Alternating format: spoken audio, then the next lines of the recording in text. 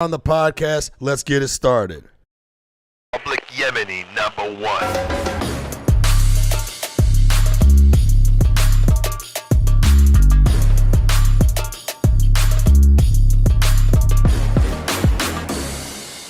Here because you're a black person, you got to come early so that we can adjust. We can adjust. Do the in lighting real time. Right. We can adjust in real time, baby. It's what we do. Because if I like make it work. If I get you on the camera and people are like, we can't see Kazeem, they're gonna be like, that's racist. That is kind of racist. Is it racist? Everything is racist now. Everything is racist now. Shut up, Mike. Now Not everything is racist, bro. Not everything is. That's racist. white liberals' way of saying you're wrong. Like when you're, all you got to do is be like, make a point that nobody really wants to debate, and then they just end the conversation going like, you're racist. I will say that is an easy way to dismiss someone in an argument. Say you're racist, you're a bigot, right? Or to say especially towards white people. Yeah, it's way easy. It's way easy. Also because a lot of times your cat just showed up and fucking startled the fuck out of me. Yeah, why are you scared? I like how your wife is in the background. We got your wife in the background behind you. Sit over there. She can be in the background. No, she may not be in the background. No. This is not a me, you, and my wife. Bro, you know how cool it looked? No. Because you're Muslim, she looked like one of the angels on your shoulder, bro.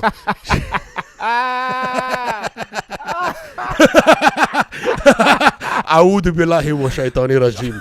You said that wrong, but that's fine. Whatever, bro. I'm from Detroit. Go fuck yourself. I just met your wife for the first time right now. Yes, you did. And now she's got to hear me be terrible towards you. No, you're not. The cat looks like it's moderating the podcast. Exactly. Boom. All right, we're here with okay, I can see myself. Yeah, I look good. All right. Put the microphone down so we can see your dumb face, bro. Boom. Can you hear me?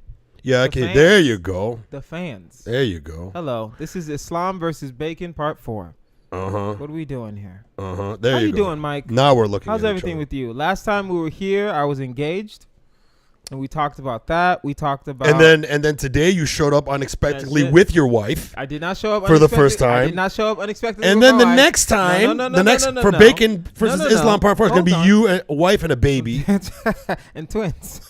Twins. We told you just twins. Randomly. That's actually a big thing in Nigerian culture when you get married. Can you hear me fine? Yeah. Can everybody hear Kazeem fine? Also, the phone lines are open if anybody wants to call. Go ahead, keep talking, Kazeem. That's a big thing in Nigerian culture. There we go. I think that's better. Yeah. When you get married, and they pray for you, and they pray for you to have to have a sustainable marriage. They pray for you to always get along and never have any big problems or anything like that. Right. And then when they pray for you to have kids, they always pray for you to have twins. And I don't understand why. Because, they want survival. That pain in your life. It's survival. Of having two babies at one time. It's survival. That's what it is. I don't think it's a survival thing. What did they do that for you guys too? For Yemenis? Bro. Do they pray for twins? They don't pray for twins. They fuck for twins. They like, for example, like my great grandfather had 6 wives. Your grandfather? No, great grandfather at one time. Yeah. Damn. Well, there's more to. Hold on a second. I don't like the way my camera's set up. Hold on. I like it. This is not your podcast. I know. You don't get to tell me how you like my cameras. That's fair. So, yeah, my dad, and welcome to the podcast, everybody who's joining in. Thank you for watching. Hey. I'm here with Kazeem Rahman, a very good friend of mine. He was the very first podcast ever. I was the very first one? Yeah, you were number 1. Remember, I did it at your apartment. Oh, shit, that was it. That was at my place when we argued over McDonald's. Yes, we argued over McDonald's. Yes. I taught you what a suppository was. Yes. You didn't know that you could put drugs up your butt. I did not know that. I knew that, but I didn't know. And then I was disappointed that you were that. Nigerian. You didn't know that because I thought that every Nigerian was a doctor. You'd be surprised. Or at least even if they weren't a doctor, they could diagnose you. They probably. While they're driving an Uber. Yeah. Yeah. Yeah. I know a lot of every time I request like an Uber or a Lyft and I see the name, I was like, oh, he's Nigerian and he's not going to be in Uber for long. He's probably in school. He has like 7 roommates right now. Like they hustle. Bro, and the thing is, I think like you said that in Nigeria, they always pray for you to have twins, to have more than one, right? Yeah. And I think, you know what I think that is? I think that derives from what human beings were like before everything was so comfortable now. Because back then, marriage was for survival. Yeah. It's for survival of the tribe, right? Yeah. So if you were going to have a baby, why not have more than one? Yeah. Because back then, the birth Who's gonna rate help you? But I think what I think a lot of babies died in birth. Yeah. So if you could pray for twins, then the chances of at least one of them making it out alive. One of these will make it. Does that make sense? Yeah, I get it. I think a lot of it comes from that. A lot of it comes from that. A lot of it comes from the thought of a bigger family. That means the family is sustainable. The more hands you have to help you. Absolutely. Right? It's for survival. Exactly. So it all comes down to survival. And you want to talk about family helping each other. My great grandfather, 6 wives, 40 some kids, bro. At one time, 40 something, bro. That's a lot of kids. How do you love that many kids? Ask Nick Cannon. You don't. I don't know. Listen, maybe. I think that's why everyone in my family's fucked up. I don't think. You know the sad part. Every time we do this, I end up defending your family to you. Hold on. No. Let me turn this fan off because I know you're freezing. No, I'm good. Because you're Nigerian. Oh, that's the light. That is the light. No, it's the sound. Boom. The sound's going to mess up. Okay. Not a problem. Oh, no. The light's blinking. How did the light blink? Anyway. So your grandfather had 6 wives, 40 something kids. Yeah. How many kids exactly? Do we know? Do we have an exact number? Do we have an exact number? I don't know. It's either close to 40. The last I heard, it was like around 42 or something. 42 like children, bro. That's a lot. That's Yemenis. That's Yemenis, though. That is a lot. That's Yemenis. That is a lot. That's Yemenis. 40 something is a lot. That's Yemenis. Dang. You know, Ahmed Al-Qadri's got that freaking joke about how we've been bombing Yemen for almost 10 years. Yeah. And the population grew. Wow. I didn't know that. I didn't know that like was causing true. Starvation and genocide and whatever. And then the population grew by like 1 million. Wow. Bro, Yemenis don't mess around, bro. You can't stop us. Your people pray for twins. We make it happen. Yeah, you just make we make it happen. Oh, no. You know Fuck what? this prayer. I don't have twins. Yeah. I had sex with 2 of my wives on the same night. So we gave birth to 2 different babies on the same night. Listen, in the they hood, are twins. In the hood, that's called ghetto. That's called ghetto twins. Is that? Oh, really? That's called ghetto. That's twins. a real thing. Yeah. Oh, I didn't know that. Yeah, 2 babies that are around the same age. 2 different baby mama. Yeah, 2 different baby moms. Born around the same year. Born within sometimes they're born it happens. Right? Nick Cannon has some ghetto twins. I know. Yeah. Bro, black people and Stop right there.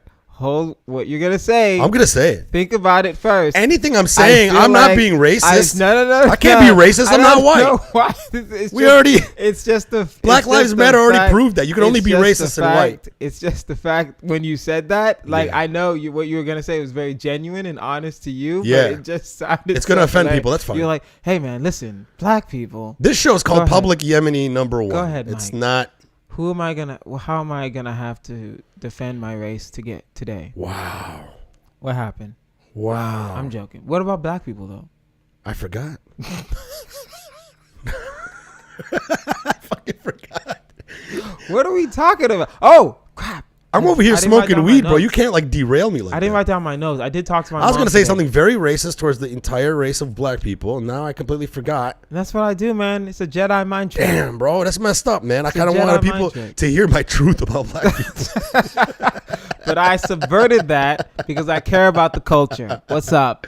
Kazeem Rahman, all day, every day. Yeah. We need to have a conversation about that. I have sound effects on my thing, but I want an array. I want more sound effects. Somebody said Kazeem is a closet therapist. Jason Bacon says Kazeem is a closet therapist. Yes. That's very funny. Black people. I don't know why.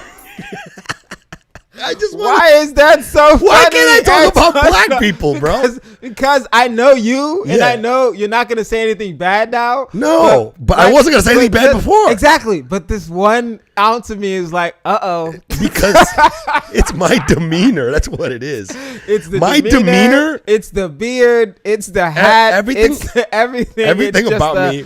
All right, what's Look, about to happen right now? yeah, All yeah, right, yes, yeah. black people. What? Okay, I promise. Shout out to Final Fantasy. I know that. No, that was Metal Gear Solid. Oh, that was Metal. That is. Oh, do that That's again? Metal Gear when. Oh yeah, when someone finds you. Finds you, yeah. Yeah. I love that game. I love those old school. I don't like games that I can finish in like a week. Kazeem. I need like a month to Kazeem. finish Metal Gear Solid. Go ahead. Kazeem. Yes.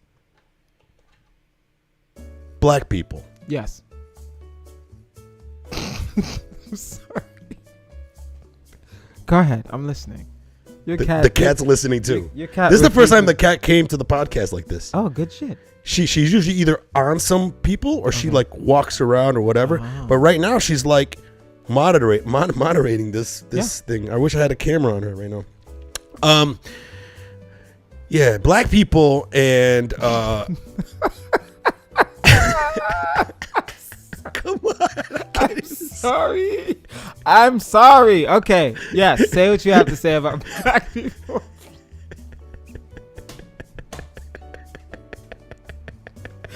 Okay. I'm sorry. Can we at least turn the music off, please? No. Okay. I'm Okay, sorry. hold on. Let Okay. me start again. Okay. Ready? Okay. Black people. Fuck, bro. I forgot what I was gonna say. I was What gonna were you say gonna say? something. Black people and babies? Something about black people having too many kids, and how Arabs be having too many kids. There's very many similarities between black people and Arabs is basically what I was saying, but I forgot okay. exactly what I was on at something, bro. You're a horrible guest. I'm sorry. This is terrible, bro. I apologize. We could have solved racism right now. We could have. I could have just opened a portal. Between blacks and Arabs. Maybe. I don't know. And North Africans. We'll add them in. Who cares?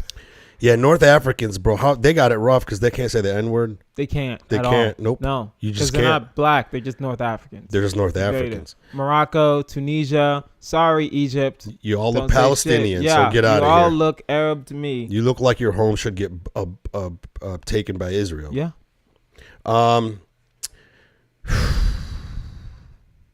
Well, there goes that topic. Yeah. But we had a good laugh. We had a good laugh. I'm sorry. Because you deep down were thinking I was going to say something Listen, terrible. man, I believe. I believe you're a black person with white guilt. That's what I believe. How? Yeah, because What you're is- already you're trying to moderate. I'm not gonna lie. I'm not 100%. Guys, sure this podcast is brought to you by Diet 7-Up, now called 7-Up Zero Sugar. Because Wait, why there's not? No. There's still Diet 7-Up. No. No, it's 7-Up. Oh wait, 7-Up is. They don't say diet no more. Really? Because diet makes fat people feel bad. Really? Yeah, bro. That's not true. I think that's basically what it is. I think a That's lot not of true. a lot of wording now is changing to make people feel better. They don't say Diet 7-Up because people that are larger will feel bad. Fat. He meant to say fat. I didn't want to say fat. See? Why can't we say fat anymore? I'll say fat. Wow. What? I feel like wow, fat, you fell into my I will trap. say this. If we're being fair, Yeah. there are some people Yeah. that need to get fat shamed to get healthy. Sure. And then there are some people that it doesn't matter what you say. No, I think- they're gonna be fat. I understand. It depends on the motivation. I understand what you're saying. I think the term fat shaming is too broad of a term.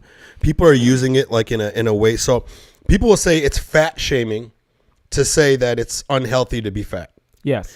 People will say it's fat shaming to state the fact that, like, hey, if you ate less, you lose weight. If you actually lose weight, you probably whatever. Like, If you exercise, if you lose weight, if you'll you have just less even knee point problems. out Health any type and of things that science. are about health, they'll say that's fat shaming, which I think That's fair. is so stupid. That's not fat shaming. Yeah, that is I think a fair that's point. I think that's messed up. Fat shaming is literally putting someone down and making them feel like shit for being overweight. Yeah. Or also being the type of person where, and I've met people like this, where like someone will be fat around the area, and then they would just have this open disgust about that person. Yeah. Like, what the fuck? How could you even be like that? You know? Yeah. And they would talk to me or whatever, like off the cuff, just be like, fucking get the fuck out of here. You're, ugh, why are you wearing clothes like that if you're that big? Yeah. That's fat shaming. That's fat shaming.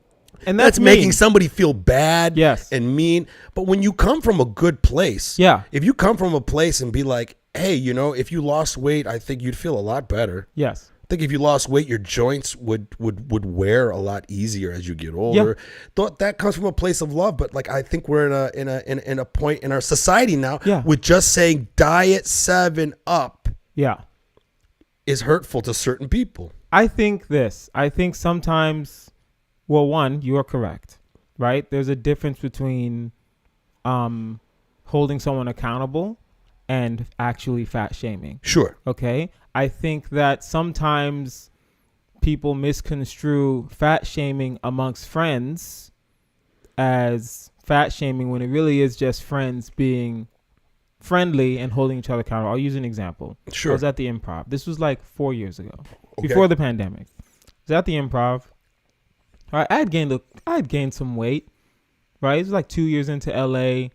Right, I hadn't joined the gym yet. I was just, you know, I was still walking everywhere because I didn't know where to park correctly. It's at the Improv, and then I go there. Malik B was there. Shout out to him. Malik B. Fuck yeah, Malik B. I'm signing up for the Improv. Sure. Malik B looks at me. He's like, "Yo, Kazeem, what's going on, man? You good?" And I'm like, "Yeah, I'm fine." And I'm signing up, and he's like, "You sure you good? Because you're starting to look like a small refrigerator. Like, what's going on?" Like, is that what he said? That's exactly what he said. I can tell you, I shit you not, Mike. I joined the gym the next day. Bro. Fat shaming sometimes works. Bro. It's amongst friends it works. That wasn't even a fat shame. That wasn't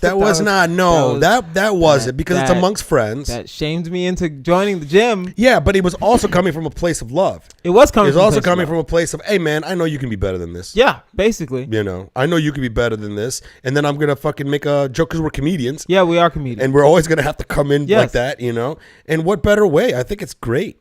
I think it's good. Yeah, you know. But that's the thing. A lot of times we don't know what really motivates people, right? We only know what motivates our friends. Sure. Right? Me and you, are we really motivated by money? Not necessarily. No. Right? Because I like money though. We like money. I like getting paid. Of course, we need money to survive. You need money to make the world go around in our lives. But it's not the sole motivator. But is that the motivator? No. Not necessarily. Is that the core motivator? Is that the core motivator? Not for me. One of the motivators. Of course. Making good money, doing what you love. Yes. Is a very big motivator for me. So like right now I'm motivated to make X amount of dollars every month. That's a goal that I want to make, right? And you know, some people are like, really? That's how much you want to make a month? That's your goal? Though you think that's a little excessive? Yeah. But to me, the goal of making that much money isn't the money. Mm-hmm. It's the opportunity to perform in front of people, and it's a representation of how many people are coming to watch you do what you're good at. Yes, I want to stop you right there because you said something very important that you just glossed over. You said you want to make money, cool, but you also added doing what I love. Doing what you love is the motivator. Exactly, everything. That's the motivator. That's everything. Because when you do what you love and you're perfect at it, anyone will pay you whatever they want to pay you. Yeah, bro. End of discussion. Yep. When you're the expert, when you're the thought, think about this. Exactly. When you're the expert. Dave Chappelle is the expert in comedy. The GOAT. Right? I saw him recently, by the way. I saw him at the Forum. I saw him. It was him and Chris Rock Me too. In the Honda Center. You were there? No, I was at I saw the last show that they did, their very last show of the tour here in LA at the Kia Forum. Oh, yeah. We did Rick Ingram opened. Yes. It was Rick Ingram. For us, it was Rick Ingram. It was Donnell Rawlings. Then it was Chris Rock. Yep. Well, no. Rick Ingram, Donnell Rawlings. Then it was Mos Def and Quality. I couldn't stand that part. I like them. I hated it. You- I fucking hated it. because you like Detroit hip hop. No. It has nothing to do with that. I don't think. I just thought that it was. I don't think a mini concert is needed at a comedy That's show. exactly I will my say point. that. I thought that it was a speed bump. Yeah. And we were already like laughing. Yeah. And then we had to hear a rap concert in an Yeah. arena. Yeah. And I'm gonna tell you one thing: concerts are great. Nothing worse than a rap concert. I love rap music. Nothing worse than listening to rap live. Well, that's the thing, though. It sucks. I think the acoustics for rap and the acoustics for concerts are fairly different than the acoustics needed for comedy. So their microphones. Maybe. Yeah, in my opinion. No, I just think all of them were like that. Maybe. I've been to never other been rap I've never been concerts. to a rap concert. I've been to rap concerts before. Yeah. Even like I saw Eminem back when he was blowing up in Detroit. He was blowing the fuck up. Yeah. He did the entire Lions Stadium. We were in the Lions Stadium to watch him, and it was terrible. It was you can barely hear anything they're saying. Yeah. The only reason you know what he's saying is because you know the song. You know the song. Yeah, that's fair. It's- What about singing concerts? Oh, the best. You watch a band. No. Like of course, one of the most epic bands ever, Stone Temple Pilots. I got to see them I live will in say this, Detroit. Holy shit, Kazeem! on now. I'm talking about sounds amazing because those instruments, man. There's something about instruments, man. That's live. It's way different than like a DJ playing shit on a fucking record. You know. I will defend rap for a couple moments right now.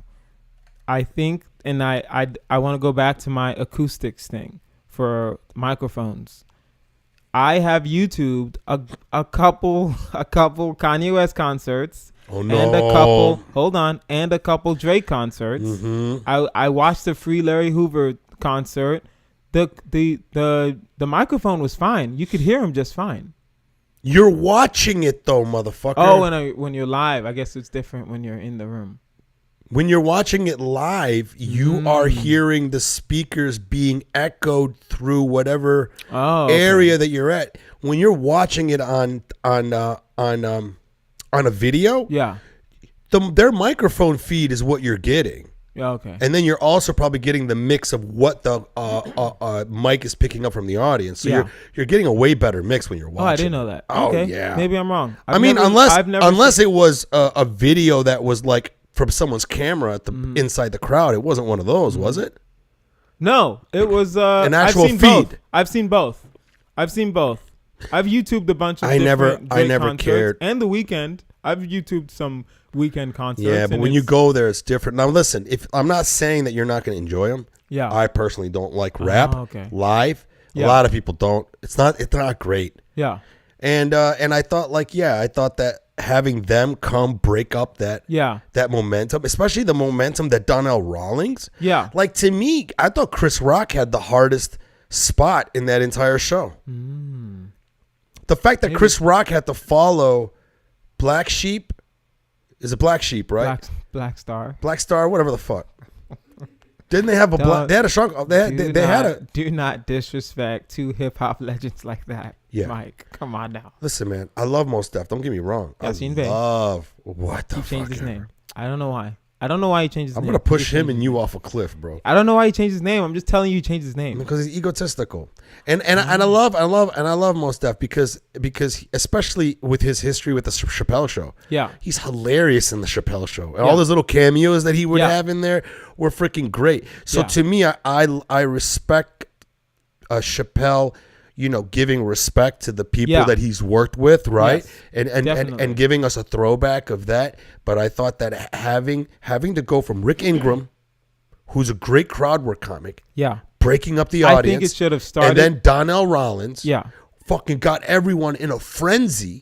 If right after that Chris Rock came out and then Dave Chappelle, that would have been a perfect show. That would have been a perfect show. I think starting with music would have been the better move. Sure, why not that? With music and then going to Rick and then going to Donnell and then going to Chris Rock. I'm surprised they didn't change that lineup halfway through to find out, because even in the crowd that I was in, you could tell there were some people that were like, Yeah. But then there was the majority of us are just like, another song, bro. Well, also in you're in gonna all do like fairness, 8 songs. There's or a whatever? lot of people don't understand this. Yo, there's a lot of white people in this crowd, so they don't know Black Star like that. I know the songs. I know Mos Def songs. I know Mathematics. I can sing along. Most people around me were not able to sing along. That's what I'm saying. Yeah. So it really wasn't. It was, and then on top of it, it's in a stadium. The sound is not even that good. Yeah. You can't even hear them. Yeah. Now you're sitting here to watch a comedy show, and then you have these 2 killers that come destroy the fucking room. Yeah. Got you in a frenzy. Yeah. And then all of a sudden it's. I was not. I get what you're saying. I get terrible. it. That's a fair take. But anyways, fair take. I think I learned from that a lot, Yeah. man. I learned a lot from watching them all When perform in there. when I watched that show, I called my friend immediately, Kanis Nana. He's a comic in Houston, and I said, "We are not funny. I'm not there yet. I'll get there, but am I at the level of Rock and Chappelle?" When you watch them dissect a topic, there's a different level of mastery that we have to get there. But I mean, the show that I saw, it felt a little sloppy. You probably saw them early on. I saw them at the very last leg. Which one was the last? There was leg? the very last show. When was this? This was 2 weeks ago. Oh, you saw they were last Sunday. Oh, it was last Sunday. Last Sunday. Oh, okay. Then yeah, no, never mind. Yeah. It was sloppy. Maybe it was different. It was a little sloppy. It almost maybe kind of felt like they were tired. Well, Chris Rock didn't have that good of a set. Oh, Chris Rock had an amazing set. When you saw it? When I saw it. When I saw it, he didn't really have that good of a set. Was his screen black and white? No. Okay, then it was different. Really? He probably did a different thing. Was he wearing all white for you? He was. He was wearing all white? Was Yes. his screen black and white? His screen was black and white for us. Maybe it wasn't. I didn't realize it. Oh, it probably was. Yeah. I noticed those little tiny things. That I didn't really realize. Chris Rock had a good. For me, I love Chris Rock's new material. I saw him work that material at the Comedy Store, and he leveled that room. And listen, good shit. sets are sets. Sets are sets. Sets are sets. Some sets are going to be. And that's the thing. Only comedians will know that. Yeah. We can say Chris Rock had a bad set. That doesn't take him down a notch. No. It just means that he had a bad set. I don't think he had a bad set. I've seen Chris crush. Exactly. And no one is immune from not absolutely crushing. I know what I'm saying. No one is immune from No that. one's immune. But then again, I can't help it. The Black Star really killed the fucking mood, bro. They reduced. Do you think Chris Rock had a bad set because of Black Star? Yes-ish. Interesting. Because it changed the energy in the room. It did change the energy. It does change the energy in the room. It was, and then you're seeing these 2 hip hop legends that are, listen, bro, they geriatric as fuck. They're old. Even the way they be walking and shit makes me fucking feel bad about my next 10 years that's coming up. You know what I mean? Yeah, listen. But hold on a second. Their knees aren't the best. And then I look at the crowd and I'm just like, a lot of these people have no idea who these fucking guys are. Which sucks because they're hip hop legends. We're not talking. But we're talking about in the grand scheme of things, it does not matter. And so you're right. I can't help but feel that Chris Rock would have had a much more, way better set, man, if he came out right after Donnell and just rode that energy. If Chris Rock came out right after Donnell, I feel he probably would have. I feel the energy would have been a little better. Bro. Yeah, maybe. Because listen, man, anytime you're like headlining or whatever, you really want the guy to go up before you to crack the room. You want him to murder. If you're a real headliner. How many shows have you ever been on that you were headlining and then they'll have a guest set, bomb. Another guest set, bomb. MC, bombs. Feature goes up. When the feature goes up just before you, I can't help but I walk up to him like, bro, crush him. Yeah. Crush this fucking room, bro. Yeah. Crack that fucking room. Yeah. Because I want you to crack it. Because when you crack it, now it makes it easier for me. Yeah. Right? Yeah.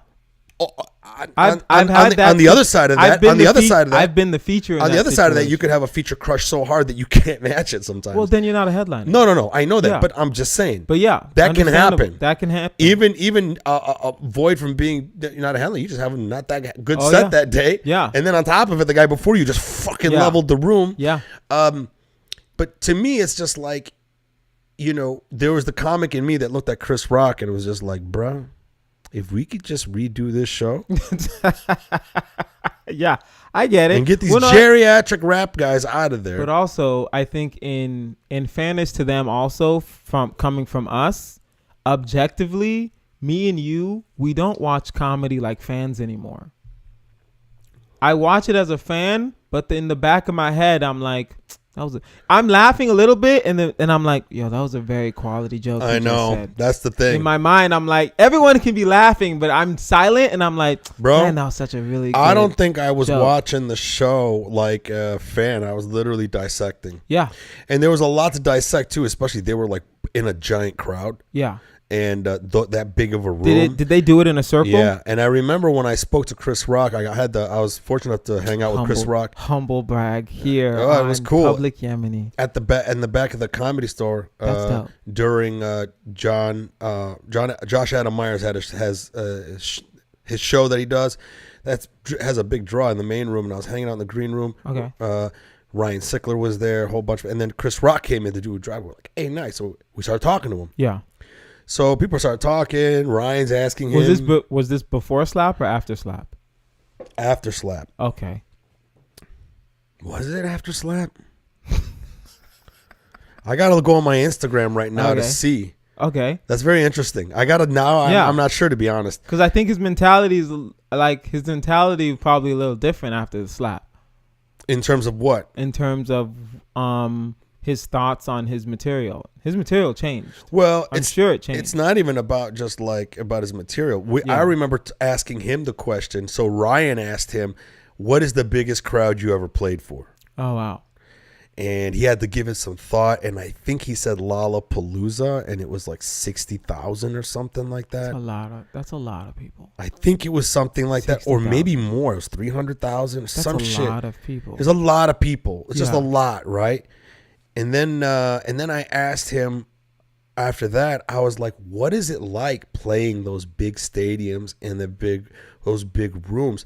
I go, does your timing have to change? And he goes, oh, yeah. He goes, you can't tag up your jokes. I was like, what? That was like the most depressing thing I ever heard. That is kind of sad. I'm like, what do you mean you can't tag up your jokes? Because you can't tag up your jokes like in over here. You just hit a punchline and then blam, and then blam, and then blam. He goes, in those big stadiums, you're playing with your sound waves. Mm-hmm. And he goes, because I know once I hit this punchline, that is still traveling. Mm-hmm. And you can hear it from the laughter. He goes, the laughter will roll like a wave. Yeah. And the people in the back of the house will be the last ones to fucking laugh at it. So you got to time your next thing that you say with that. Damn. And he was like, the way he was like showing me, it was kind of like the way he did his hands. It was like, so that thing is going out. And then you just got to get the right timing to hit this next thing to go out. Wow. And you got to hit the next timing to hit this. He goes, so it's almost like you are slightly ahead of yourself and behind yourself at the same time. That's crazy. And you have to play with that timing, with how the roll and I was watching him that night and paying attention to that and going, yeah, that's right, dude. They can't tag the shit up fast. Wow. You nervous about the cat, huh? No, I'm fine. The cat was on my foot just 2 seconds ago. Okay. Yeah. I don't like your cat, but I mean, what the fuck is up with Africans and not liking cats? No. Africans don't like animals in general. You won't. I think it's very rare you'll see them with like pet dogs. We had fish. We had fish growing up. I had fish. You had animals that were in a cage. That were you. I had animals in a cage. I listen. I when your wife came in here, I told her exactly why I think it is, and then you had to shut it down. No. Hold on. You shut it down. That is not what happened. You had a theory, and I just disputed the theory by not entertaining it. Well, let's entertain it. No, let's not. Hold on, Kazeem. Listen, black people. No.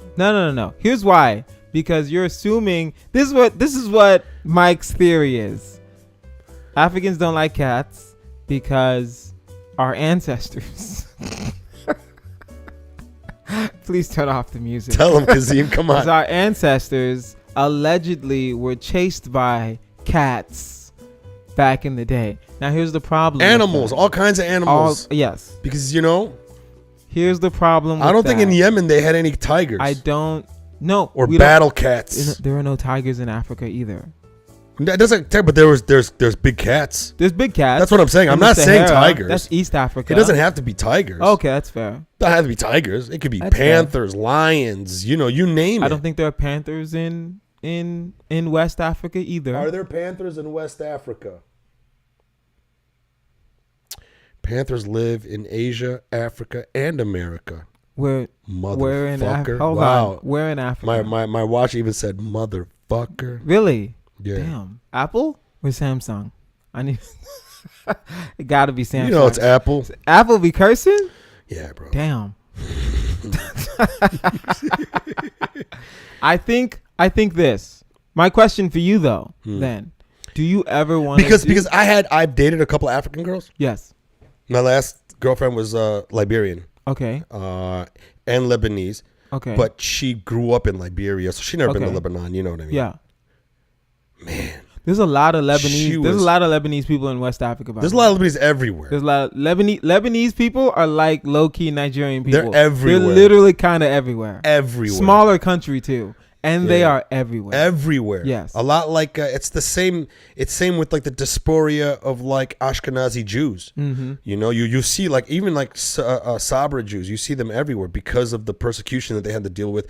Lebanese people, same thing, because of the invasion of Lebanon back in the 80s. It forced them to go, and they're everywhere. I see them in Nova Scotia. Yeah. I see them everywhere. Yeah. So, anyways, she was terrified of this cat, bro. Oh wow, I didn't know. I'm talking about like terrified. Like she would wake up in the middle of the night and wake me up, and then she'd be like, "Your cat's staring at me."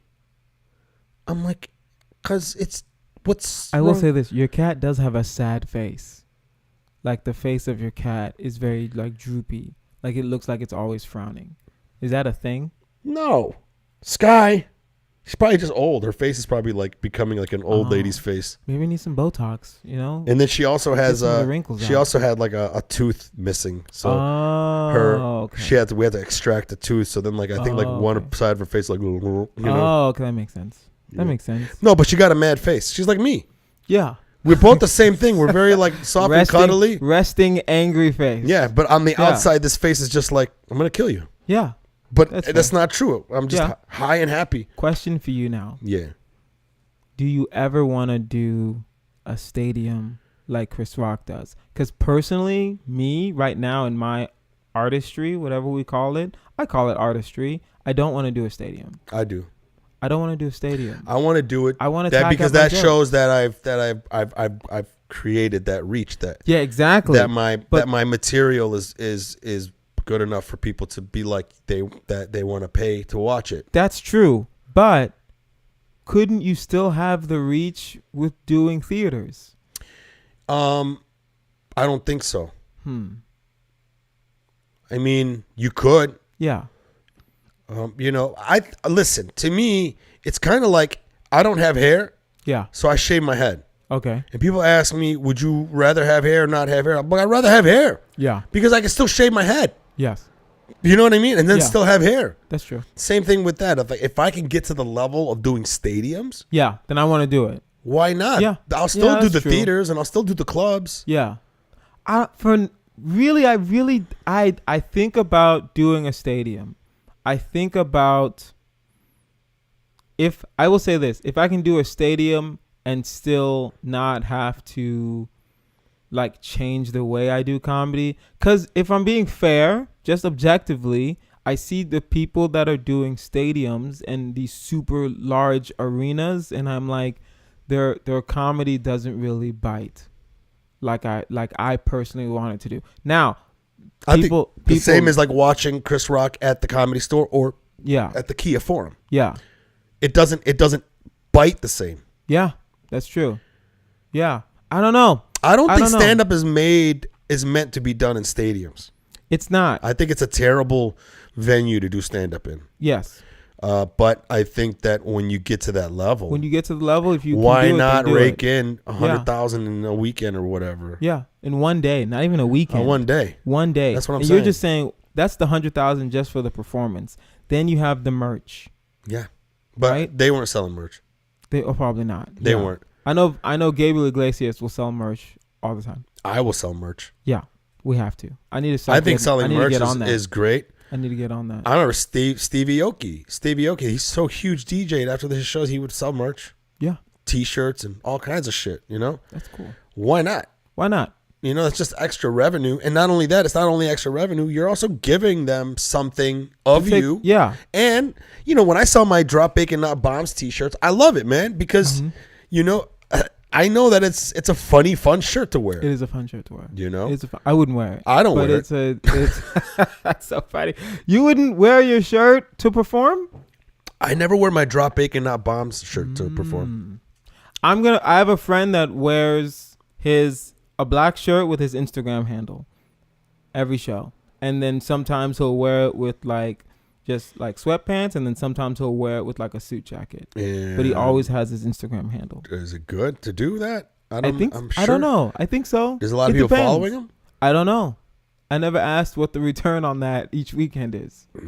Right? But it's I don't know. I had this idea of I know some people, the way they get, because I have weird ideas on merch, right? The point of merch is to, one, make money, yes, but also you want to allow people to support the journey, right? And you want people to have a piece of you, like you said, right? So my thoughts are always to make it affordable and make it something that people will probably use. Yeah. Right? So, but I thought maybe I should make some things free where, I make a bunch of pens. What I'm doing now is I try to have things free, which reminds me I need to get some more stickers. I'll make stickers for free. Okay. Right? And then I'll tell people if they join my mailing list and show me the proof on their phone that they joined it, I'll give them a free sticker. Okay, dope. And that's been really good in getting people to join my mailing list. Okay. And they take the sticker? Huh? They want the sticker? They want the sticker. Dope. Well, because you see that one right there, Skeet and Skedaddle? Yeah. So that's based off the gas station's Come and Go. There's a gas station out in the Midwest called Come and Go. They spell Come, K-U-M. Yeah. Come and Go. And then I have a bit about it. You probably see it. I posted it on my Instagram. Yeah. But when I go to those areas, yeah, I come in with those Skeet and Skedaddle stickers because everyone there wants one. Yeah. Because those Come and Goes are everywhere. Yeah. Everyone makes fun of that name. Yeah. And then I have one that looks just like the logo, except it says Skeet and Skedaddle. Says Skeet.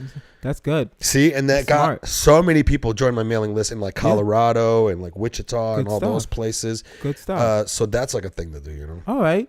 Cool. Yeah. So I guess the next wave is, one, I need to get a mailing list. I need to get merch. Yeah. And you need to find ways to monetize that mailing list. Oh, I thought you were going to be you need to find Allah. That too. Hey man, we just waiting for you to come home. What's the best way you can come back to Islam is for me to I've been thinking about praying again. It's the only, in my opinion, this is the best advice someone gave me. Sure. They said the best way to show someone Islam is to be the best Muslim you can be, and then leave it at that. I said that about you. I try. I think that you're a good example of because you're just a really good, peaceful person, and you're very intent in helping those around you. You're very intent in I love when every so often you'll just send me a link, be America's Got Talent is auditioning. Yeah. Oh shit! I wouldn't even knew about this. Listen, man, I don't. If you didn't hook it up like that, but that was, and I'm like that too. I like to try to help people out any which way I can. If something comes up, whatever I can do to help. And I think those are really good qualities that human beings can have. And then I think when there's people out there that already have those good qualities, and then they also attach a structure like religion, and then that helps amplify their focus. Yeah. And amplify. How much good they can do. Yeah. And I think religion itself is very important because even though I don't really believe in it, there's like so much proof just from watching everyday life. And not only that, science is now proving that like we are hardwired for worship. Yeah. Like people who worship typically have a better sense of self. They have a better grounding in who they are. They feel they have purpose. They feel protected. You know, these are all like things that I think hijacks our natural anxiety about interfacing with this confusing fucking world. So that's not to say that I don't think that religion is important in other people's lives. It's just that for me, it gave me more questions than answers. Yeah. And then I myself was not becoming a better person within that structure. Yeah. And I feel like maybe not blaming other people, but it's like when you had those questions and you'd ask people, the answers you would get would be like, well, you didn't answer my question. Yeah, or Right? I would get really like dumb, wrong answers. Yeah. Because I think it has nothing to do with religion, but it has everything to do with the flaw of human beings. Yes. People always want to be right, Yeah. and they all want to act like they know what they're talking about. Yeah. And they will just make shit up Yeah. to try to answer something. Yeah. And then now we all believe that's what it is. Yeah, exactly. But that's what a lot of times, especially with like in our 20s, when you ask other 20-year-olds in general think they know everything. Oh, Right? yeah. They think so when you're 20. Bro, I thought I had that all figured out. Of course. And this is before I started comedy. I And thought then I you was so realize- strong. We all thought I we thought I were was strong. untouchable. We thought we were strong. We thought we were untouchable. We thought we were we thought we were the best looking person alive. Ever. Right? And then you reach like 20. I think everyone gets a reality check. Either you start comedy or you reach 27. Basically. For me, the reality check happened around 22, 23 Okay. in the Marines. That's okay. That's different. When you're in the Marine Corps, your reality check comes immediately. Yeah, it wasn't that immediate yet. For me, it was while we were on these battleships Yeah. with these other battleships Okay. crossing the Atlantic Ocean. Okay. Mind you, these are battleships that when I walked past them when they were docked, Yeah. they're Massive. bro. Yeah. They're larger than cruise ships. They're floating metal cities. Yeah. And they're huge, bro. That on the dock, when you look in comparison to how big these giant ships are and how tiny Yeah. the tallest person on that dock looks next to that thing, it really puts into perspective how we ain't shit. But Yeah. what's worse is when you're crossing the Atlantic Ocean in a violent storm, Yeah. and you and a bunch of other Marines are addicted to nicotine, so you have to smoke no matter what. Yeah. So you have to do it outside, Oh, wow. holding on for dear life, Yeah. while this battleship is being tossed around like a fucking toy. Yeah. And then I get to see the other battleships that I was marveling at how big they were in the dock and how those were being tossed around like a little, like a rubber ducky in a bathtub, bro. Yeah. And that was the moment where I was like, dude, you ain't shit. That's perspective. That was perspective. That is perspective like no other. It was perspective. Yeah. My super aggro Arab, also Marine ego needed. Because I had this hard charger, like I wouldn't be able to feel a bullet if someone shot me. Yeah. That's like every time I'm on a plane and it hits like some really hard turbulence, I'm like, well, this is it. I'm about to die. Yeah. In my mind, I'm like, okay, well, this is it. Let me say some prayers right quick. I'm just about to die. This is It's fine. hilarious. I don't like this. I hate it. Because you're in your head, you're like, how is the wind just tossing around this giant thing? Yeah. Like it's nothing. Well, because we're nothing. Because we're nothing. We really are nothing. Yeah. We think we're so amazing. We create buildings, right? You look at this building and look how strong these walls are, and you're like, wow, look at this. And then you watch videos of tornadoes coming through Wichita. Bro. And big, huge buildings made Getting of destroyed. brick just getting swallowed up, I bro. remember ripped out of the freaking ground. You're like, Yeah. who the fuck do we think we are, bro? Yo, I remember there was one time there was an earthquake back to back, right? Here? Yeah, here one time. There was an earthquake on Tuesday, and then the very next day it was an earthquake on Wednesday. How long ago was it was this? like an aftershock. This was like before the pandemic, like 4 years ago. Okay.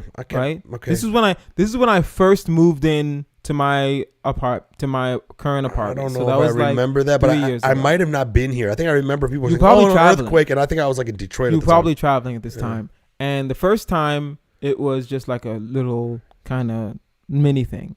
Then the very next day, it was like at least 2 minutes long. And then Oh Rob, no, I was not here and for then that. Rob Smallwood, shout out to him, texted me. He's like, "Yo, you good?" And I just messaged him immediately. I was like, "Yo, man, when shit like that happens, you just start praying because there's nothing, there's nothing you can do. You're sitting there and watching the world shake, Bro. And you in that moment, you're right. You realize, yo, I'm nothing, dog. I have the I am worst. nothing. I have the worst earthquake story, bro. Go ahead. I don't know why. For some reason, I thought you'd be like, "Listen, Kazeem, black people." So black people, right? Yeah. Okay, yeah. What happened with your earthquake? Okay, the earthquake, Indonesia. Okay. Okay. Very Muslim country. Yes. Okay. Shout out to Indonesia. Shout out to Indonesia. We're staying with family in Jakarta. We were all traveling, and I think we were all like coming back from Bali. We were all doing like a family trip, so a lot of family members. Yeah. And then we all got hotel at this really nice hotel in downtown Jakarta. Okay. Beautiful hotel called the Kapinski. Beautiful, bro. I'm talking just one of the most beautiful. Like the toilet was a robot. Like when you came in, the lights came on, and then like the seat would heat, and then the lid would just open up automatically to know that you were like, it was amazing, bro. That's good. Okay, so we're in this amazing thing, and the only problem that I had with this hotel, bro, was right next to it was a giant mosque. Okay, and it wasn't because there's a mosque there. I'm just like, what time's the call to prayer, bro? Yeah. And how loud is that thing? Yeah. Because the last thing I need to do is be like sleeping late and then I have to wake up. Yeah. Right to that. Well, that's the thing. A lot of times people don't know. Even in like Qatar, you hear during the FIFA World Cup, you hear the call to prayer. Oh my God. You hear it, bro. 5 in the morning. In Gili Trawangan, which is a tiny 7-kilometer island in Indonesia, where it's devoted to nothing but partying. Yeah. And the Indonesians that live there were descendants of criminals. Yeah. That were part of the prison system, and they're all Muslim. Yeah. And mushrooms grow everywhere. Yeah. And everyone on that island is somebody that's vacationing and partying, and all these clubs on the island are just going. Yeah. And you will hear Allah Akbar. You gotta hear it, bro. Those guys are praying Just through in everything. case. They don't give a fuck. Just in case. What if someone's partying and they Bro. hear it and they're like, all right, let me go pray real quick. Let me come back. I'm in eat my Indonesia. mushrooms. I'm in Indonesia, bro. I'm sleeping. And I wake up. And I've been in earthquakes out here before. These little cute little moments, right? Yeah. This one here, bro. As soon as it was like a 6-point something. As soon as the thing started shaking, I started looking. I was like, oh my God. The ceiling was doing this. Oh, wow. It was flexing. Wow. And I don't know if it was flexing because the building was actually flexing, or was it an optical illusion, kind of like you do, when you take a pen and then you like bounce it up and down, it looks like it turns into rubber. Yeah. That's how much we were moving. Wow. So the room to my vision looked like it was dancing. Like, wow. That's what it looked like. And when I saw that, bro, I've never seen like an earthquake like this. And I saw the ceiling moving like that. In my mind was like, this is it. I'm going to die. And as soon as I had that thought, the mosque went, Allahu Akbar. They don't give a fuck about your earthquake. They're going to call. Hey, yo, I know the earth is shaking right now. But, yo, listen, in 10 minutes, we about to pray. So everybody go wash up. Do you have any idea how scary that was? Real talk, I would have paused. I would have paused the down on that one. I would have been like, you know what? Let's wait. Let's see if I think it was on a timer. It was on a timer. It sounded like it was just a recorder that was on a timer. Yeah, that'd be so funny if it was a dude, though. He was like, Everybody yo, says, Ahmed, you gonna call her now? His Voice, the world is shaking. People must know it's time to pray. No, he's like, I went to the strip club last night. I want to make sure I make it into heaven. Exactly. It's just like, So I gotta call it. you know, Yeah, I would. He's one of those guys. Is like, you know how if you die during Ramadan, you go straight to heaven. It's like he thinks like if he's doing the prayer right as he dies, he's going to heaven. Well, I don't know. And that like negates the strip club last night. I don't know. But can I tell you what? Yes. How scary that was? Hold on a second. Wait. Okay, I'm already not a good Muslim. Question. I eat bacon. Where I were smoke you? weed. I don't pray. Where were you? Were you high up? High up. Fuck. High up. That's high. Yeah, I can't. No. And then I was actually I was on the top floor, right? So then you in the penthouse? No, but it was like the top floor of just the the building. top floor. Right? It's one of the rooms on the top floor. Yeah. So at the penthouse. No, but this place was really nice. But anyways, point is, everyone in my family met downstairs in the lobby. Okay. They're all downstairs in the lobby. After an earthquake? After an earthquake. They go downstairs into the lobby. Yeah. Because there's like fire alarms. Yeah. Right? And I just wanted to go back to sleep. Yeah. So I did. And then I get a call. They wake me up. Hey, we're meeting down the lobby. I'm like, no. And I hung up. And I went to sleep. Okay. And then they picked up the phone. They were like, Mike, come down to the lobby. What if there's another earthquake? And all I told my mom was, I'm like, you're on the very bottom floor. I'm in the very top floor. I go, you guys die first. That's how sleepy Mike was. To me, it was like, what? After that is very Arab logic. Every after that, because to me it was like, I'm just gonna try to sleep, and if I end up dying, I die. Yeah, that's how I looked at it. Yeah, okay. You know, and they think going into the lobby is gonna save everyone. You're still in the same building. What the fuck you thinking? You should leave. If there's another one, I'd leave the hotel. You should leave the hotel. Yeah. You should get the hell out of there, right? But I'm just gonna go to sleep. But I'm gonna tell you what, hearing the prayer while the earth was shaking almost made me come back to Islam. Almost, bro. It was almost like God was like, you piece of shit. That's God saying, yo, you fucking up. But here's the earth. But also, here's this dude that's going to call you to prayer right quick. I personally don't think like it matters what religion you are. I think it matters how you treat people. Maybe. I don't know. I don't know either. Listen, we all gonna find out. There's a part of me that's like, there's another part of me that's like, who are we to think that God is very loving and compassionate? I don't even know where that is coming from, and I don't get what you're saying. Well, because the Quran starts with that, most compassionate, most merciful. Okay. Right? They remind us in the beginning of every verse, yo, he's the most compassionate, he's the most merciful. Okay. You know? And you're saying, who are we to think that? Yeah, because to me, it's like almost everything that I look at as examples in nature, it's violent and unforgiving. What? You know? It's only what example? Like earthquakes and hurricanes and anything. Stuff like that? The universe don't give a fuck about you. You know what I mean? Like everything's out there to kill you. Everything out. You know what I mean? Like you go out.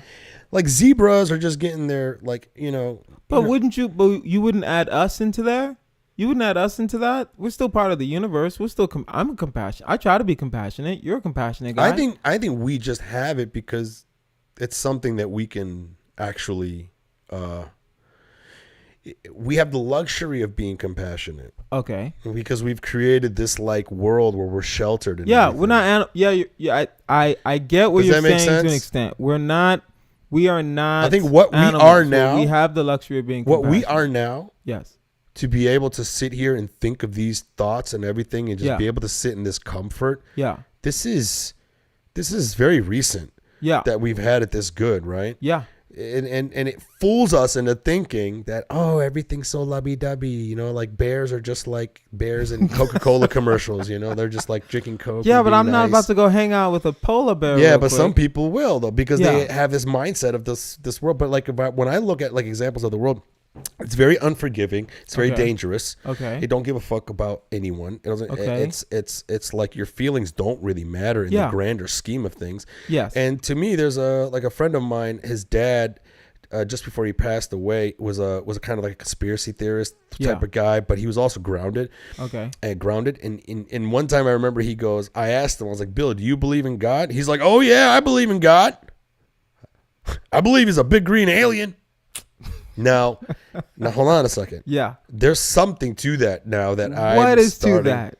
Because to me it's like, is God this is God this great creator energy thing that we think it is, right? Or is God just what the ancient ancestors of ours dealt with, like an extraterrestrial that came down? And because are you familiar with Graham Hancock and Randall Carlson? You know I'm not, and you knew the answer to that question. I didn't know that. You know I'm stupid. That doesn't mean you're stupid. I don't know. I'm So there's a journalist named Graham Hancock, and he caused a stir, right?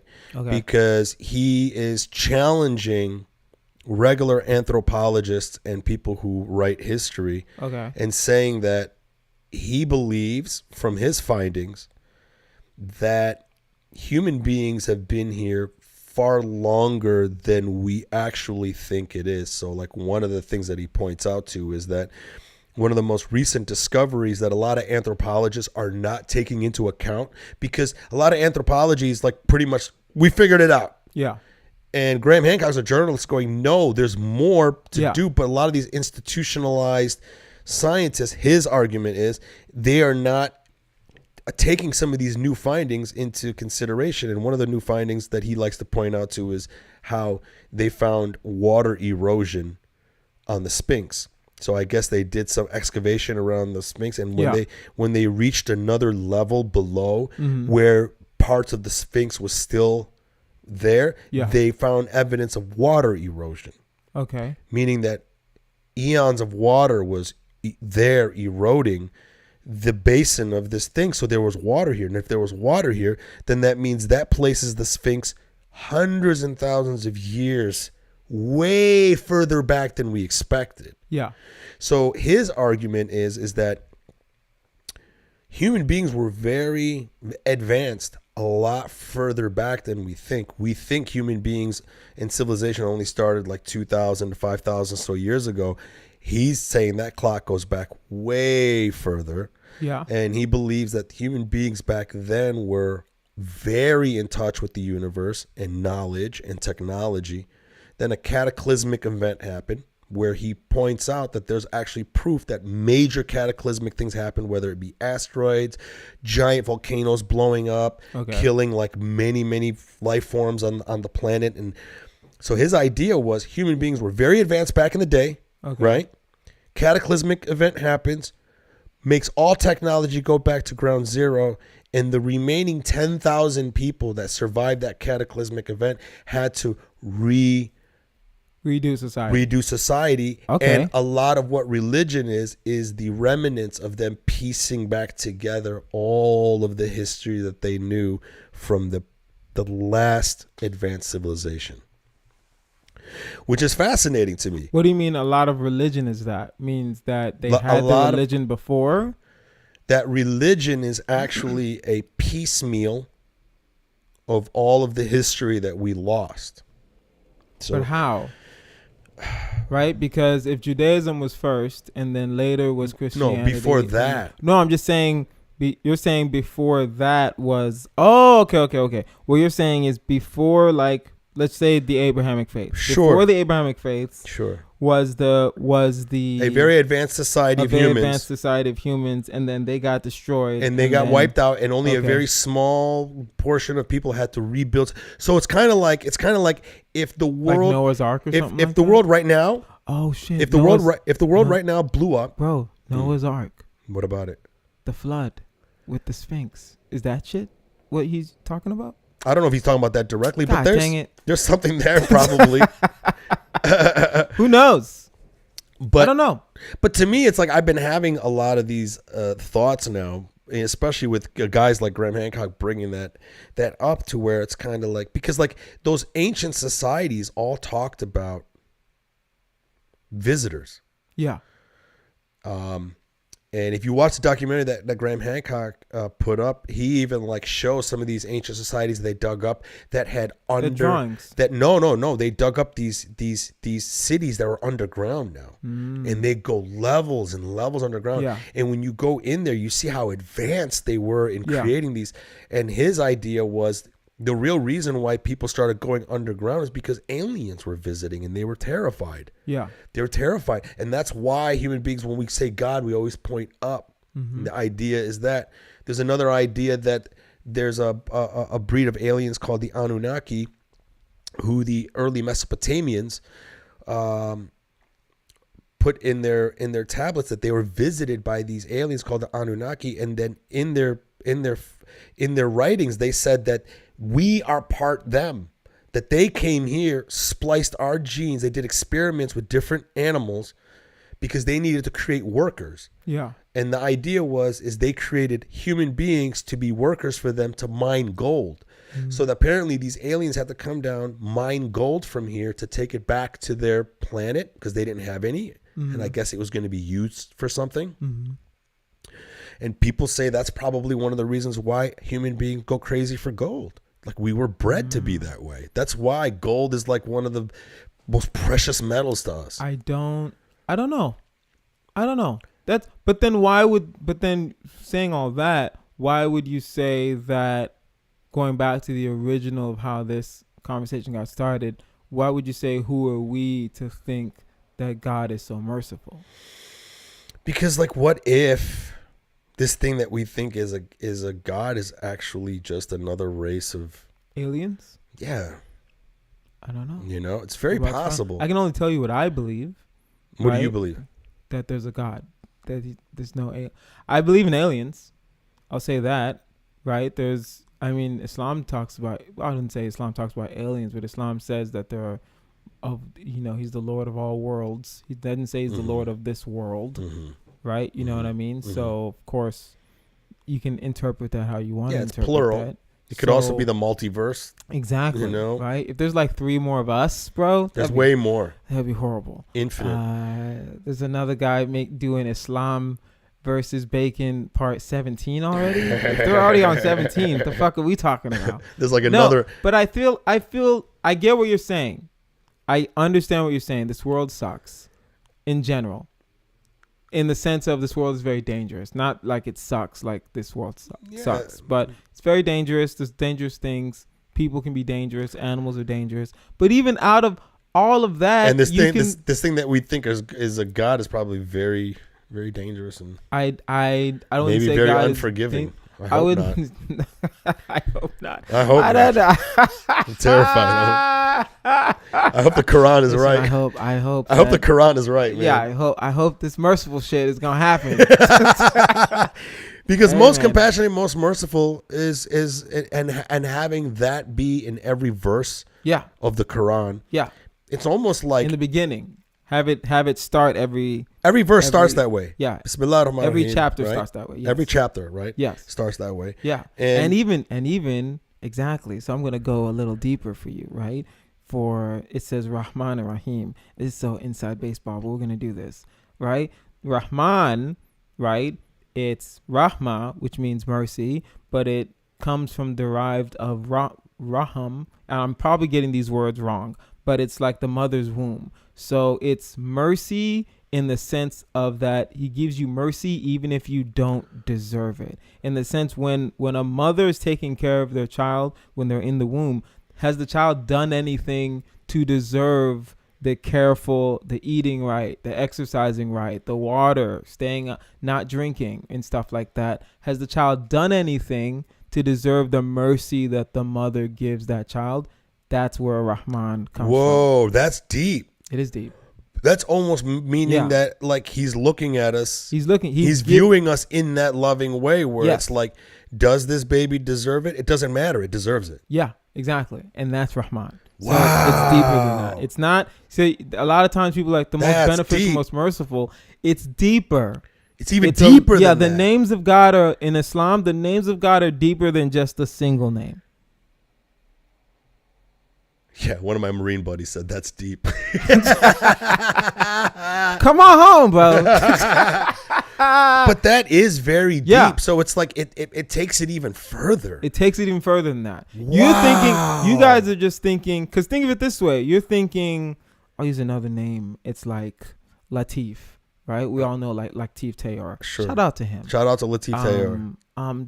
Bring your podcast back, Latif. Don't. Anyway, I like it. It's a mistake. It's hard. I like listening to it. It's hard. It's hard work. Well, that's why Morocco lost. Anyway, Hey! so where's the DJ horns for that? No, Nigeria wasn't even in the FIFA thing. So Latif, if you read Latif, it just says the person, the kind. Yes, but not necessarily.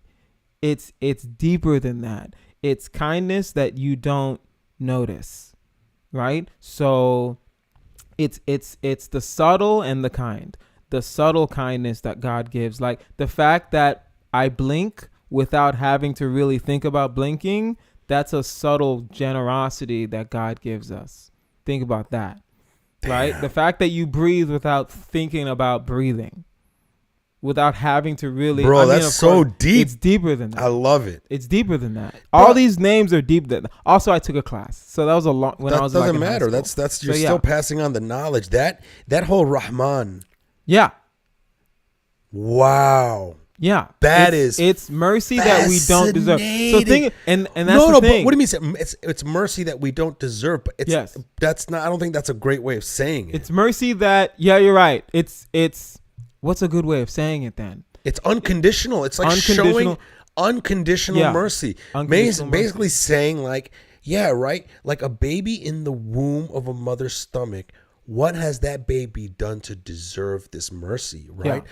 Because in that sense, that baby has not been given a chance to be anything really.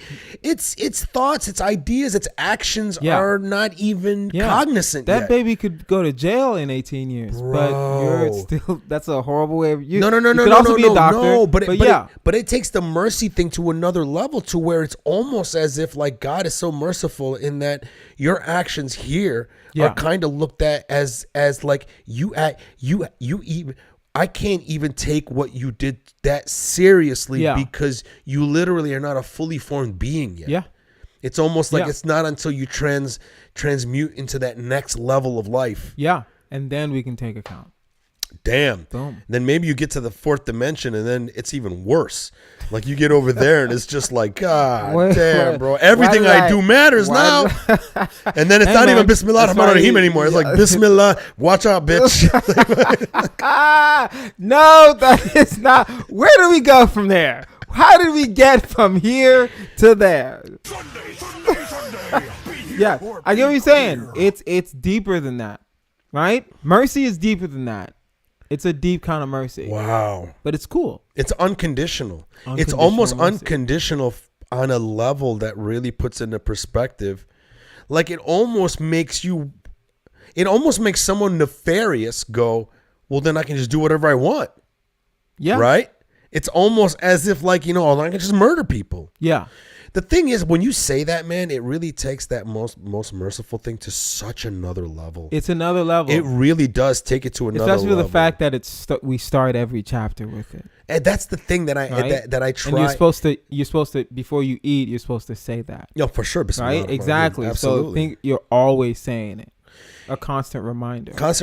But I think it's become so habitual that people say it that they don't really take it into account. They don't take it into account. Too many, I know too many Muslims, including myself. Yeah, me too. When I was coming up in the religion, I was very conflicted because I was raised to believe that you're going to hell. Yeah. You're not doing this, you're going to hell. You touch your dick too much, you're going to hell. You know what I'm saying? Like you kiss that girl, you're going to hell. It's like I'm sorry. You touch your dick too much. I don't know why that caught me off guard. I'm so sorry. I was trying to keep a straight face and let you keep talking, but I can't. Oh man, it's just funny, dog. You're like, hey man, you're going to hell. You touch your dick way too much. One time a day is good. You do it 3-4 times, what's wrong with you? Much. And you're using porn, it's not good for you. Yeah, so but I mean, I think too many people come up with religion in that mindset, that toxic mindset, right? Because even in Christianity, they try to give the same type of fear. No, mercy. And Like, if you think about God, Jesus died for your sins. Yes. It's okay. So like that's their kind of way of saying that, look, God did the heavy lifting for us. Yeah. He loves you. Yeah. He doesn't hate you. Yeah. It's only in the Old Testament that he hated. Like Lewis Black said, he's like, in the Old Testament, God was a fucking asshole. He was just furious, fucking with people, causing floods or whatever. And then he had a son, and he was like, wait a second, I kind of like life. I gotta be a good dad. I get that. I think a lot of times when people, especially for immigrants, I can only speak because I just grew up around a lot of immigrants. So right? have I, And yeah. it's not just Nigerians. It's like Arabs, Pakistanis, Indonesians, Sure. Indians, all of it. It's like a lot of times unfortunately, we use religion to teach. We use religion for teaching structure, but we also use religion Control. to teach obedience. And control. Right? But we don't use religion to teach like enlightenment, or you don't use religion to teach mercy. Sure. You don't use religion to teach, striving for the best. Sure. You don't use religion to teach the things that religion actually talks about. Exactly. Right? So It's I don't too know. much obedience training. It is a It's- lot of obedience training. Which is a I lot of think obedience like soured the religion for me. Not only It's that, out, but it sounds a religion for a lot of people. I know a lot of people I grew up with that just aren't Muslim anymore, but they went to the same mosque I went to, but they're just not Muslim anymore. And you ask them, and it's like, I just wasn't. They were never. do you into feel it. that everyone should do you feel like myself, I should try to become Muslim again, or do you think or do you think just do you whatever makes you a better person? I think strive to reach ultimate enlightenment for whatever that is for you. I can only speak for me. Islam was the right choice for me. But was it And a I can only choice? Your speak- family's Muslim. Yeah, but I still chose, right? Your family's Muslim too. You left. So what are you talking about? I'm sorry. I didn't mean it like that. I didn't leave my family, bro. Fuck out of here. What are you Listen, talking about? Mike, black people, sometimes, we say things. Listen, Mike, sometimes black people will just say things, but we don't say it in like the right way, but we mean in a genuine way. That's what I mean. Right? You're not as practicing as you would like to be. That's what I meant. You're like DJ Khaled, right? He went to Mecca with Mike Tyson, and that was cool. I need that sound effect. Yeah, I think I don't see a problem with religion, but then that's just who I am as a person, right? I can understand why people don't see why people have a problem with religion. I can make the argument that a lot of times people's problems with religion are people's problems with actual people and not necessarily the religion itself. But That's kind of like guns don't kill people, people kill people. To an extent, Argument. right? And people with guns kill people, right? So people that But the gun itself is not. the doing gun anything. itself is not necessarily doing anything. It's just a tool. But if people Yeah. don't have the correct understanding of how to use guns or when guns should be used, same way with religion. If people don't have the correct understanding of how religion is, I just didn't respect then- my parents in religion in Why the did way there. I don't know why that hurt. Just Why? leave your parents alone. I like them. I've never met them, but What the fuck? well, I don't know what to say. It's just listen. No, what I'm saying I is- think it's my immigrant fear of like, oh, don't disrespect your parents. No, Don't do that. I didn't respect my parents in the confines of religion because they were like many people that I saw growing up with in Detroit, kind of hypocrites with the religion. Like my father wanted me to pray 5 times a day. Yes. But he wasn't praying 5 times a day. And it was like, why are you pushing this on me? And you're not even doing it. Yeah. And I didn't realize the importance of leading by example until after I joined the Marine Corps. And when the Marine Corps taught that how important it is to lead by example, it made me realize why certain things that my dad did, said to do but didn't sit with me. Yeah. You know? That's fair. So it was like, here I have this guy going, you need to be a better Muslim. You need to fucking start praying 5 times a day. But then in the in the bird's eye view of it, it's like, yo, you are not even that good of a Muslim. Yeah. You just want me and my sister and my mom to be good Muslims so that we can project that this family is good Muslims while you just do whatever the fuck you want. Yeah. That's fair. Now, that's not to say that he was a point. bad father. He was a very good father. He didn't cheat. He didn't like go out with his friends. He just worked and came home. And came home. So he was a very dutiful father, right? He did his job, and his argument was, I'm too busy to pray 5 times a day. Well, then come on, man, you got to show me something. Okay, you can't pray 5 times a day, but you could at least pray Maghrib when you come home. Right? Show me something. The only time I saw him praying was when it was Ramadan. It was like, so we only like buckle down when it's Ramadan, you know? And like, they taught me really good life lessons and things to do, and those stuck. But then certain things that they would contradict made me just go, well, what is this then? If it's not real, or that's true. You know what I mean? That's fair. It's like you want to tell people, oh, you should just go learn more about the religion. But the easiest way to learn about a religion is to watch the people doing the religion. Exactly. And if you're watching the people doing the religion, not doing the religion, then where is now? Imagine my father being open-minded. Didn't have all the insecurities he had that made him like become a troll, was praying 5 times a day, was structured, lived by his word, led by example, right? Showed me certain things, and then did it within this confine of Islam, and then raised me in that. I'd probably still be a Muslim right now. Do you know what I mean? Yeah. I know what you're saying. But to me, it's just like after a while, it just wasn't sitting with me. Funny thing is, though, yes, I'm now starting to have a more broader view of what religion does for people and how important it is. Like even when you look at the science shows that people who actually have a worship, they biologically are healthier. Like especially like on a mental level, they feel more. Those people are more grounded, less anxiety. They have something to put their hearts and their fears into. Have you ever met an older black woman that goes to church? Of course, I'm from Detroit. They're very chill. They're very chill. Everything's a not blessing. all of them.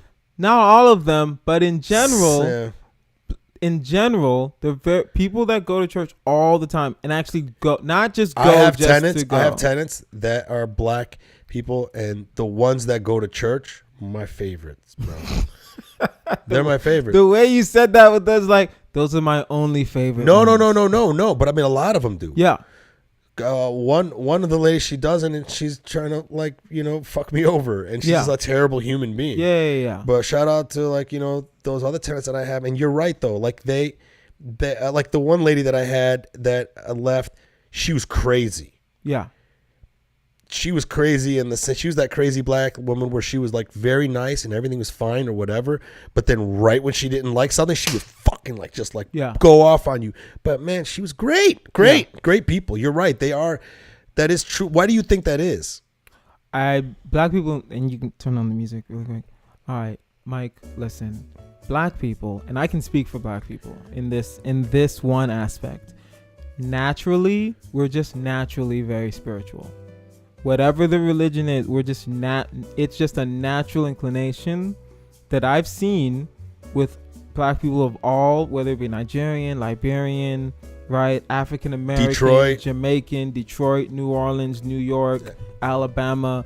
Black people are just naturally spiritual people. That's why when you're doing jokes with black people, you really probably should never talk about suicide unless it's a really, really, really good joke, because we just don't like that we don't like to think about that. Also gay people.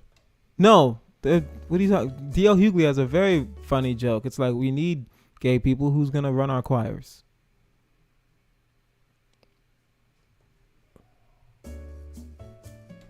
That's fine, but he hasn't done the Cleveland Improv.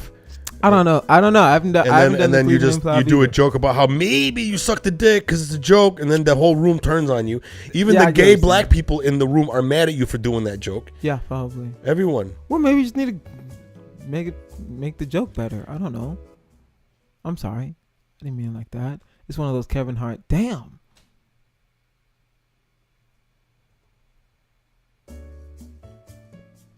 Well, guys, that's our time. We're here. This is my show. I tell when it's our time, bro. What time is it? Actually, we do got to get going. We went for about an hour and 20 minutes. Oh, my buddy Bolty said Queen Latifah for Latif Tayor. The word Latif. Oh, Latif is Latifah. So Latifah would be from Latif. same thing. Yeah. So Queen Latifah. Yeah. And what does Latif mean? Latifah is it means the subtle. It derives from, it means the subtle, but the greater thing is it's the one who is subtle, but it comes from kindness. So the ones that the subtly kind. Yes. Being kind unnoticed, in ways that in ways that are unnoticed. That you're not unnoticed. Like these fucking people like, I'm going to give this homeless Not person like some food and you're going to film me and I'm going to mic him and we're going to talk about it and everyone thinks I'm great. Yeah. I hate that so much, bro. Yeah. Well, no, that's sometimes you can inspire people to give. A lot of times it doesn't work. In my opinion, it's not about that. I don't like the self-centered, egotistical way of doing it. Sometimes I'll give people the benefit of the doubt. I don't know how to talk. My mouth gets jumbled a lot. You should get that checked out. I like to give people the benefit of the LA Care Gold. LA Care. Shout out to LA Care Gold Plan. Anyway, we'll see how it goes. January 1st, 2023. We'll see. I just got silver. What were we talking about? Anyways, I forgot. What were we talking about? Follow me online, Kazeem Comedy. Kazeem Comedy. Kazeem Comedy. I have a podcast, Tough Choice, with Kazeem Rahman. Mike will be a guest for February. I was going to make him do my podcast this weekend. Moik him? Make him. You know what I said. You son of a bitch. That's hilarious. Edit that out. There's no editing. We don't edit here. But yeah, follow that. We're going to do some really cool things. Hopefully next year we can do some live shows for the podcast. Hopefully we can travel more. Follow me online. I have a website soon. It's going to launch like in a week or so. Nice. So yeah, big things for 2023. 2023 is happening. 2023 is all about execution. Same with me. Anybody listening, MikeFromDetroit.com. Go there. I got a sign-up sheet to sign up for my mailing list. Would love for you to join my mailing list so that way I can let you guys know when I'm in town. This January 6th and 7th, I'm headlining Club Comedy in Seattle. And then February 5th, I'm headlining Mic Drop Comedy in San Diego. More dates coming soon. Stay tuned, guys. I love you. Thank you so much. Happy New Year. And eat bacon, Kazeem. Public Yemeni #1.